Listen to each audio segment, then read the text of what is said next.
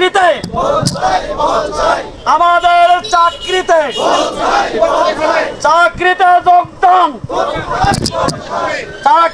যোগদান সর্বোচ্চ কোর্টের রায়ের আলোকে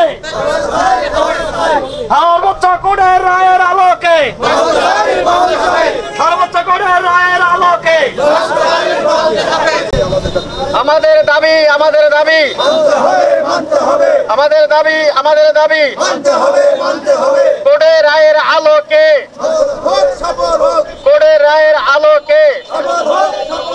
সুপ্রিম কোর্টের আলোকে হাইকোর্টের আলোকে 10 কোর্টের আলোকে সকল কোর্টের আলোকে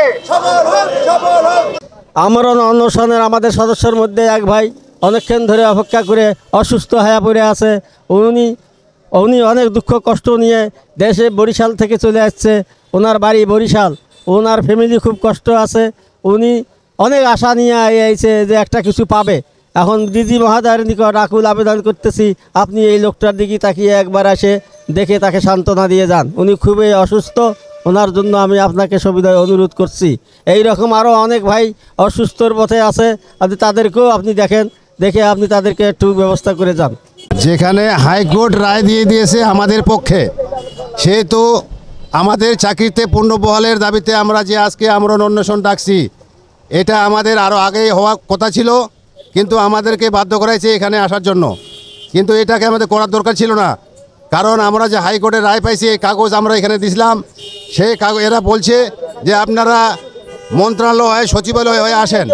আমরা সচিবালয় হয়ে কাগজ আমাদের ডিপার্টমেন্টে প্রেরণ করেছি, সেই প্রেক্ষিতে আমাদের কাজ হয় নাই বিদায় আজকে আমাদের এখানে আসা বাধ্য করাইছে।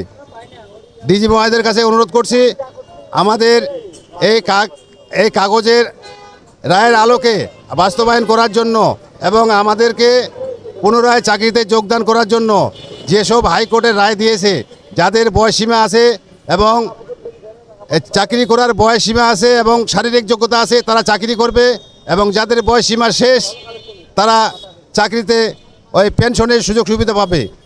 এই রায়ের আলোকে বাস্তবায়ন করার জন্য ডিজি মহোদয়ের কাছে বিশেষভাবে অনুরোধ করছি। আমরা আজকে প্রায় 31 বছর ধরে আজকে এই পথে ঘুরতেছি। এটা আমরা অনেক মানবতার ভিতরে জীবনযাপন করতেছি। এটা বাস্তবায়ন করার জন্য আপনাদের কাছে আকুল আবেদন করতেছি। আসসালামু আলাইকুম। আমরা কোর্টের রায় অনুযায়ী যাদের বয়স আছে তারা চাকরিতে যোগদান করবে এবং যাদের বয়স নাই তারা পেনশন নিয়ে বাড়ি যাবে। আমাদের এই একটাই দাবি, আমাদের আর কোনো দাবি নেই। দয়া করে আমাদের গরিব আনসারের জন্য যোগদান করায় আমরা এই আশাবাদী। আসসালামু আলাইকুম। যাদের বয়স নাই তাদের পেনশন ভোগ দেবেন, আর যাদের বয়স আছে আমরা যেন চাকরি তাদের বয়স চাকরি দেবেন, এই আমাদের দাবি। আমরা চাকরিচ্যুত আনসার, আমাদেরকে চাকরি থেকে আউট করা হয় এবং আমরা নির্দোষী খালাস পাই কোর্টের থেকে। নির্দোষী খালাস পাওয়ার পরে আমাদেরকে নিম্ন আদালত চাকরিতে পুনর্বহালের অনুমতি দিয়ে দেয়, কিন্তু আমাদের ডিপার্টমেন্ট এবং সরকার আমাদের চাকরিতে বহাল করে নাই।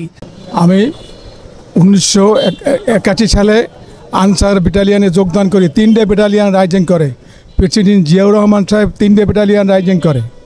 আমাদের সময় আর্মির নাম্বার যে ছিল 3,45,716 আমার নাম্বার ছিল। পরবর্তী সে মারা যাওয়ার পরে আমাদের নাম্বার চেঞ্জ করে দিয়ে আনসারের নাম উঠিয়ে দেয়।